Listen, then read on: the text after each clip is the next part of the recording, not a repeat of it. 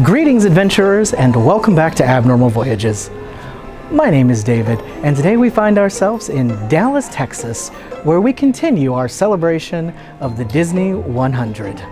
Today we are at the Perot Museum of Nature and Science, specifically at a very special exhibit called The Science Behind Pixar.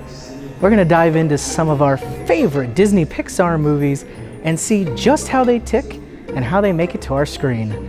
We got our friend Buzz Lightyear here, along with his whole gang of friends, so please, tag along. We're going to a place that you've never heard of before. It's Abnormal Voyages. You're gonna learn something new. We're gonna open new doors. It's Abnormal Voyages.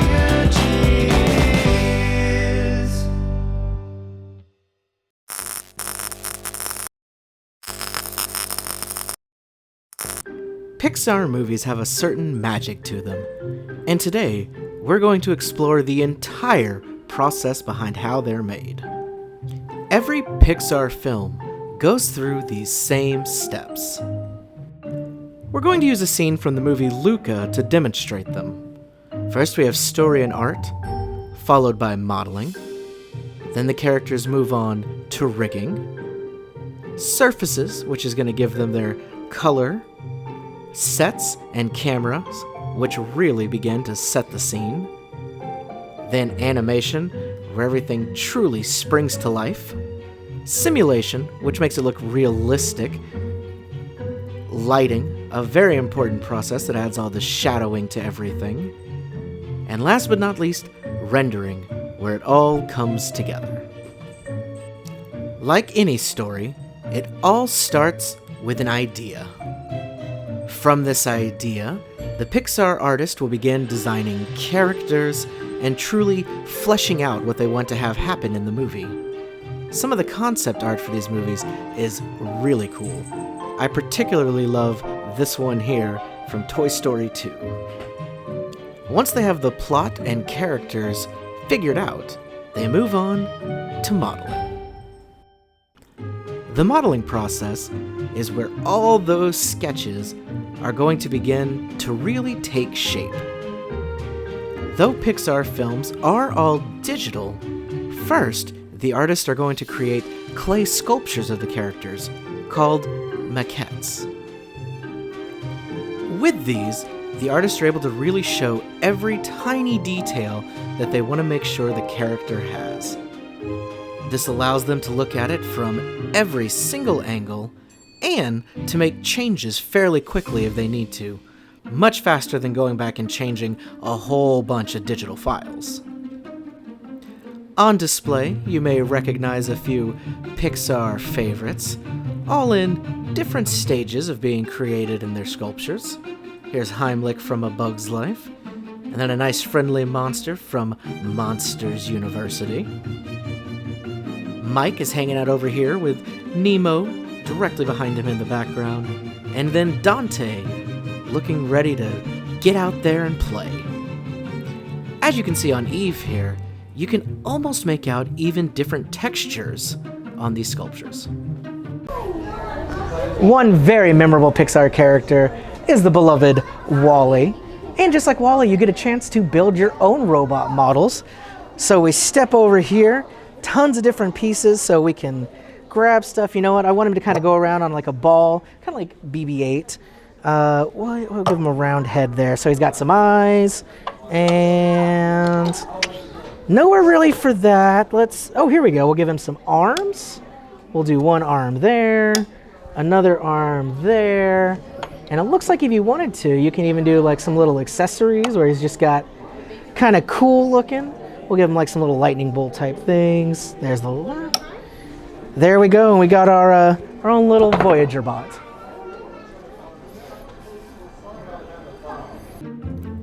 Once the designers are happy with the character, the process of transferring that over into the computer begins. This is where they're able to add subdivision to make the surfaces much smoother and get that more realistic look that they want. It's very cool seeing the finished process of how it started out right there in physical space and then moved over to its 3D counterpart. But let's look at the computer process a little more.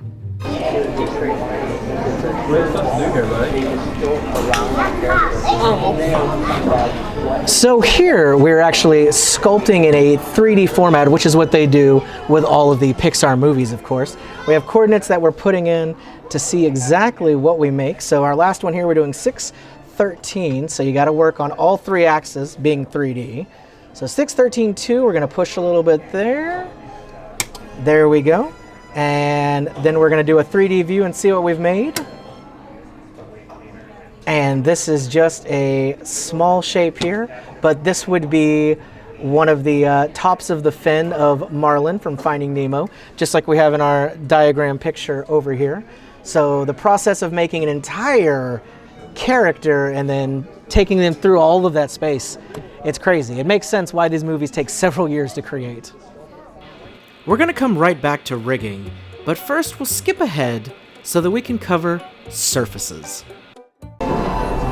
So when you're creating these characters in this 3D space and animation, to make it look as realistic as possible, you got to think of every detail. This is how surfaces kind of changed a little bit.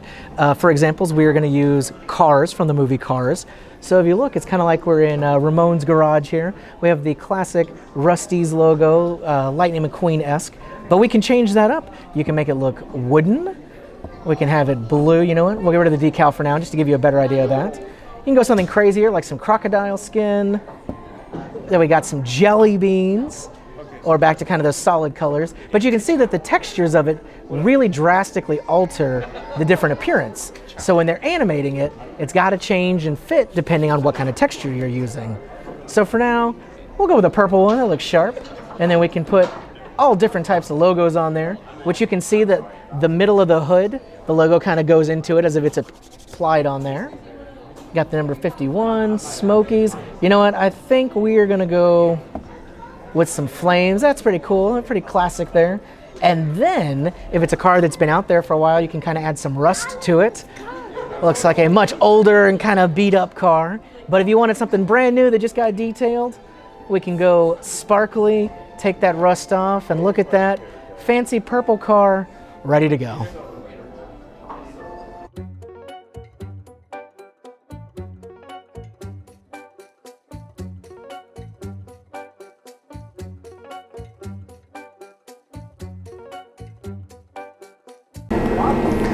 So when you're doing the surfacing, once you've designed what you want the surface to be, you've got to figure out how that's going to fit on your 3D model and how that changes the surface.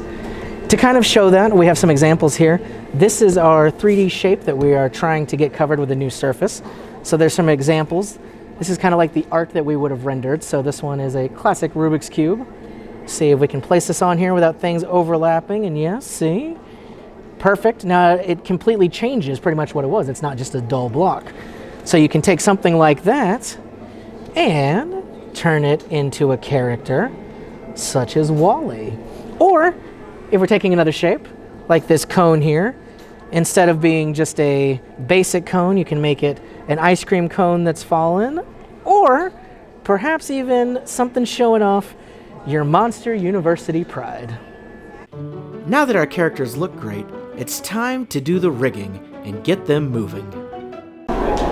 Now, rigging is basically defining how a character is going to move, somewhat the skeletal structure of whatever you're designing.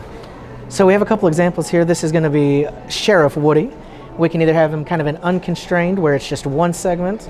We can give him a couple of segments, more like a regular arm, give him several more, or make it super stretchy. So we can look at the different ways this is going to work. So if we did just the one segment, you test it out, very, very flat, as you can see, one-dimensional back and forth. If we want to give him more segments, it becomes more lifelike. He's able to bend at more places, do more stuff. This one is constrained with the segments. So when you're doing this one, you can see that still some movement, but a little more confined to those exact parameters. And then making him all stretchy, well, that's just going to go crazy. There's nothing there giving him any structure. Now Stretchy, of course, that leads us to another character, Elastigirl, Mrs. Incredible, and Stretchy is exactly what we want from her. So this looks fantastic with her superhuman abilities. You could go back to something more like the one, and that is not super at all. So we definitely got to keep the Stretchy. But with the one piece, that works really well for somebody like Eve, with the one robotic fin here, and it looks much more natural. Whereas if we tried to break that up into different segments, that doesn't quite work with the metallic structure of her body. So it's very interesting that these different rigging on the inside really defines how the character expresses itself and has its personality. It's crazy just how many things need to be rigged up. Here, if we're looking at Mike Wazowski from Monsters, Inc. and Monsters University, we can see just how many pieces of him need to be properly rigged to get the fluid movement that we see in the movies. Each piece of his anatomy has its own controls. Here we see the one for Mike's arm, and it has 7,000 controls on it. If he was an actual puppet, this is what the strings would look like to get him to move around. That is definitely a lot of strings. Now this is a more physical example of what we were talking about on the monitors. These are actually made into the different segments. This rig one, it's definitely got the different jointed pieces, so you can make a lot more designs with that. This one's got a few joints, but bigger ones, so it's not gonna be quite as flexible. And then this one is simply one segment, just kind of goes back and forth like a wiper, but all of them are gonna fit different kind of characters to give them exactly what you're looking for. The rigging continues throughout the entire body. It's not just the skeletal, but also the actual facial features on all of these characters. To show this, we've got Jessie the cowgirl here, and we can actually control the different facets of her face. So we got the eyebrow like that. Her eye's way off to the side. We don't want to do that, so we'll make it a little sleepier there. And let's see if we can move that pupil over. There we go. Much better, much better. You know what? Let's open up her eye a little bit. Okay. And then we can switch over to the right eye. And again, the pupil goes kind of crazy. So we're going to move that over and just try to give her a nice kind of centered look with the rest of her face going on. So we move those down.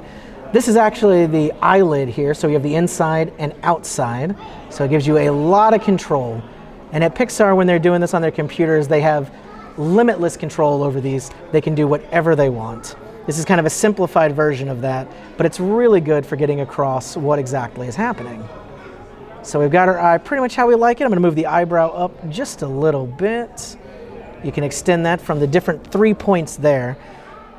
So like we saw on the Mike one, how he had thousands of different points, it's easy to see that even a face alone could probably have 100 different points with the mouth and the eyes and everything moving exactly where you want to get them.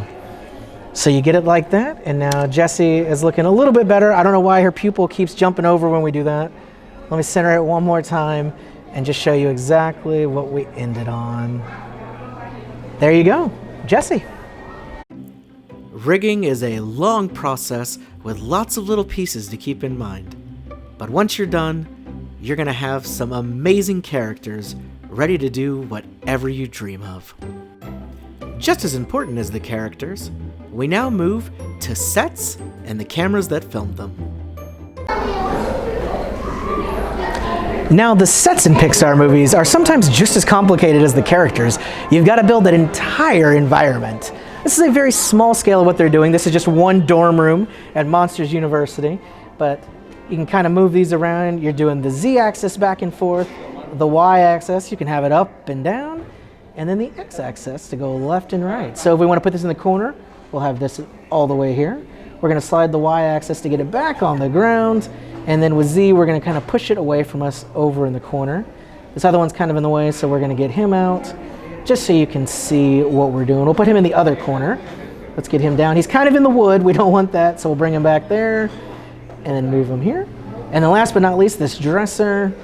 We can slide that over. We'll just put it kind of here in the center of the room, put it down, and then back up against the wall. So again, this was a very, very, very simple version of what they do. Sometimes there's hundreds of different components in one environmental scene. So lots of pieces to be taken care of. Even though Pixar is made in a digital space, these movies still have a lot of camera work that has to be thought about. You gotta know what angles you're doing, what kind of shots you're trying to process. So we're gonna use WALL-E here as our example, as if we're filming a scene from WALL-E. On our screen, we see basically what we have right here in front of us, which we have the Rubik's Cube and then WALL-E in the background. But then we're gonna cycle through our camera shots and kind of see what different things are available to us. So this is a wide shot that's kind of showing us the entire background, WALL-E, the Rubik's Cube up here. But we can change that if we narrow it. Now all we're seeing is WALL-E himself and a little bit of the cube. So this could be an interesting scene. But we go back to the wide angle and we can use focus distance to decide if we want to look more at WALL-E or more at the cube. So if you're trying to emphasize that WALL-E sees the cube, it may be him at first and then his attention is on the cube.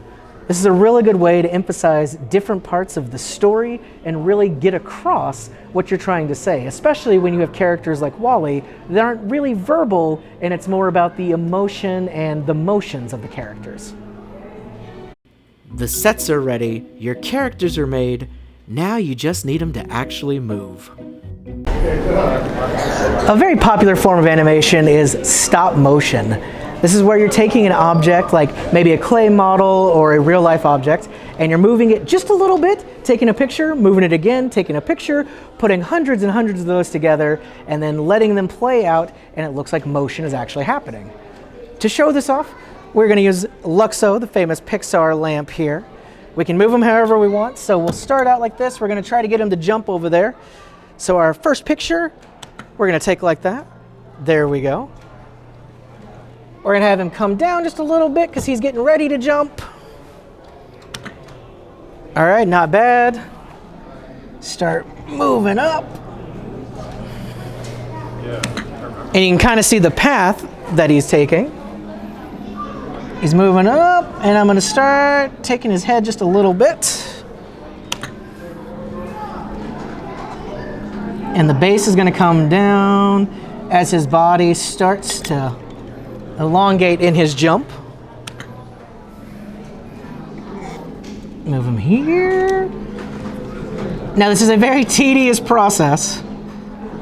This is the same one they're doing with hand-drawn animation and computer animation, where all these hundreds of different drawings are being brought together to make your favorite characters come to life. There we go. Move them up here.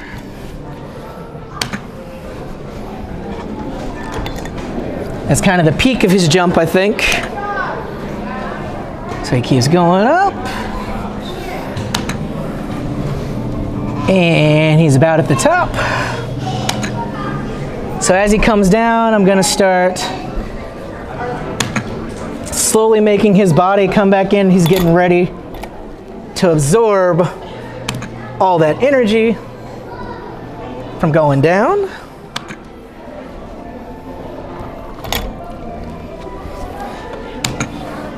He's almost there, almost made that jump.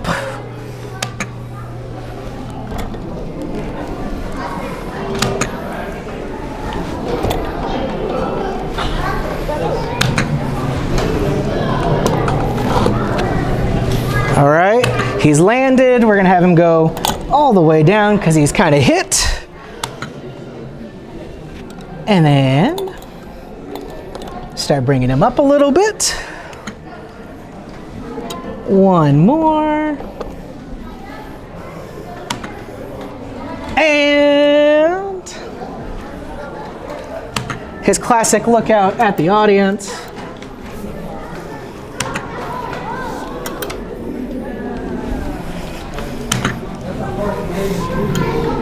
There we go. I think that's going to be the last one. And then we get to do the play movie, and we'll see how did it all turn out. All right, I got in there on the side a little bit, but not too bad. You can see this same frame-by-frame concept even in today's Pixar movies. Here we slow them down and take it each picture one by one with just the tiniest bits of motion. Then once you string them together, it looks just like your animated characters are alive. After you've got your animation down, you want to move to simulation so that they're actually going to look realistic to the physics of this world. Lots of digital animation relies on simulation, which is going to be taking something that's kind of a commonplace thing for us, but is really, really hard to do in animation. Something as simple as flowing water or the way your hair bounces in the wind, things like that take a lot of science behind them to make possible. To show you how important these simulations are, we're going to be diving into the movie Brave, and I'm going to show you a couple examples of simulation being on and simulation being off. So for our first scene, this is Hare in Maine. As you can see, Merida and her mother here and their horses. Hare in the breeze, manes are fine. But let's watch it without the simulation. As you can see, the hare looks crazy there, and then when she takes off, it just kind of bloop, bloop, bloop. Then we move over to cloth. No simulation at all on this cloth, so it's not gonna move along with her arms or anything. Turning it on, it's gonna look much better. It actually adheres like real clothing would. We move on to something like water. There you go, flowing there, but you turn it off, and the scene gets much more boring. Doesn't really make as much sense. Definitely better with that water there. We check out potions, where the witch is putting the hair in. You see how awesome that looks. But if we turn that potion simulation off, well, it's just kind of dropping something in a bowl that changes colors. Not cool. And last but not least, there's a lot of great crowds in this movie. So here we have the crowd coming into the castle. But if we turn that simulation off, well, it just kind of becomes an organized dance piece. So simulation changes the movies definitely for the better. Even little details like Merida's hair has a whole lot of science behind it. Each strand of her red hair is kind of treated as a spring of its very own, and the simulation puts them all together to bounce appropriately. In a movie like Finding Nemo, simulating water just perfectly was extremely important. To do that, they use this process here, where you're going to get to see the different steps of it, coming all the way from the reference of real water, all the way to what we ended up with. So if you come over here, I'm going to go ahead and start it. You'll see it all come down and the different types of it in the steps. Say we have the beads come down and then the different actual CGI'd water until we get the simulated water on the end. Something else simulated with water would be a school of fish, such as in Finding Nemo. With this, you could control the number of fish and how fast they were moving and the distance between them to give you an accurate portrayal of how that school of fish might make their way through the ocean. Now we move on to something just as important as simulation: lighting, making sure your piece looks perfect. Lighting can be used to make everything look very different. For example, for Finding Nemo and Finding Dory, lighting was used to help you believe that these fish truly are underwater. So with the help of Dory here, I'm going to show you, we're going to change the light. The different colors kind of adjusted to where they were. The red if something was coming through the waves, but we'll say it's a regular day, so of course blue fits the best here. But this is pretty static looking, so we're going to make the brightness a little further up. So now it's a bright day in the big blue, and then we're going to move the speed of the light up so it really looks like it's cutting through those waves. So just like that, with a couple lighting adjustments, we're able to bring Dory from a very boring static look to right there in the middle of the ocean. Just like any movie, lighting is a key component. Because they're doing it digitally, they don't have to worry as much about bringing in physical lights or the sun, but they've still got to decide where that source of light is coming from and how strongly it's going to affect the things that they're creating. Here we have a real life example of these 3 balls that are in this case and have lighting coming down on them. We're going to try to recreate that in the digital space, much like they would for a Pixar movie. So direct light would end up looking like this, and that's very fake looking, very obviously digital. Definitely nothing like this here. So if we change that around, let's try bounced light. This kind of helps things bounce around, that it's showing that the light isn't just a static source, it's still moving around. It gave it a little more definition. We're gonna move on and add the caustic light in. Now, this one is giving it more bright spots, much like you can see over here where it's kind of gleaming off of things. So we're getting a little closer to those realistic figures. With the reflection, this is where it really starts becoming a real thing. It's starting to take in the environment around it. It's starting to interact with the other features that are in this film. Refraction is going to do the same thing, even more so. That's going to make the clear ball as clear as it is, and you've even got the examples of the red and the brown coming through it. And then last but not least, we're going to add the shadows on here, showing the way that the light interacts with that. Boom. And now, honestly, this looks almost exactly like the real life picture, all because we just added some lights and made it, with your eyes at least, look real. And just like the real world, lighting can be used to show time of day and kind of set the tone in a piece. Here we have Carl and Ellie's living room, kind of dark, deserted nighttime, a little desolate, but we start turning the lamps on here. And then it's already a little more cheery, but if we want to go the whole mile, we can even raise the sun. So now it's nice and happy outside, get those color hues where we want them, and then we can use this to move the sun to make it different times a day.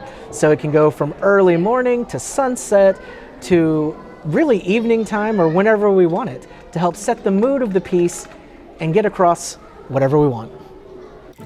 And finally, we've reached the last step. Rendering is where everything comes together.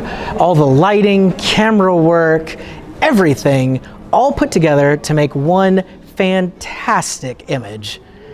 Here we have the bare bones of a scene from Coco. I'm gonna go ahead and push this button to start rendering it, and you're gonna see as all the detail starts seeping in until it makes the movie that we all know and love.